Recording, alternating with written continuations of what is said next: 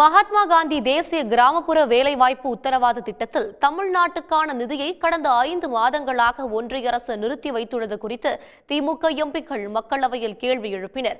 5 மாதங்களாக நிலுவையில் வைக்கப்பட்டிருக்கும் 4034 கோடி ரூபாயை விதிகளின்படி வட்டியுடன் உடனடியாக விடுவிக்க வேண்டும் என்று திமுக எம்பிக்கள் வலியுறுத்தினர்.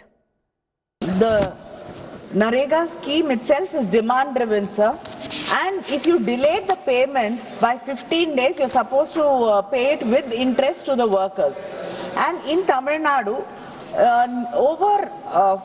including the material dues and the payment also, around 4034 crores is pending for past 5 months.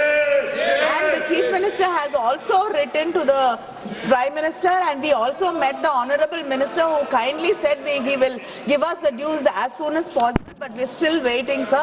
When are you going to give us the dues? And it's 5 months delayed, so are you going to give it with interest? மன்றேகா என சொல்லக்கூடிய அந்த 100 நாள் வேலை திட்டத்திற்காக கிட்டத்தட்ட தமிழ்நாட்டில் இருக்கக்கூடிய அத்தனை பெண்களும் காலையிலிருந்து சாயந்தரம் வரை வேர்வை சிந்தி உழைத்து தங்கள் ஊதியத்தை கேட்கிறார்கள், நியாயமான கூலியை கேட்கிறார்கள். ஆனால் அந்த ஊதியத்தை தர மறுக்கிறது இந்த ஒன்றிய அரசு. ஆனா 5 மாசம் எங்களுக்கு பணம் கொடுக்க மாட்டேன்றீங்க. 5 மாசம் கொடுக்கல. இப்போ நாங்க என்ன கேட்கிறோம்? நாங்க உழைச்சிருக்கோம், வேர்வை சிந்தி இருக்கோம், அதுக்காக பணத்தை கொடுங்கன்னு கேட்கறது தப்பா?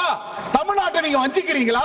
தமிழ்நாட்டில் வறுமை கோட்டிற்கு விளிம்பு நிலையில் வசிக்கக்கூடிய மக்கள் தான் இந்த 100 நாள் வேலை திட்டத்தில் பெரும்பான்மையானோர் இந்த வேலைக்கு சென்று வருகின்றனர்.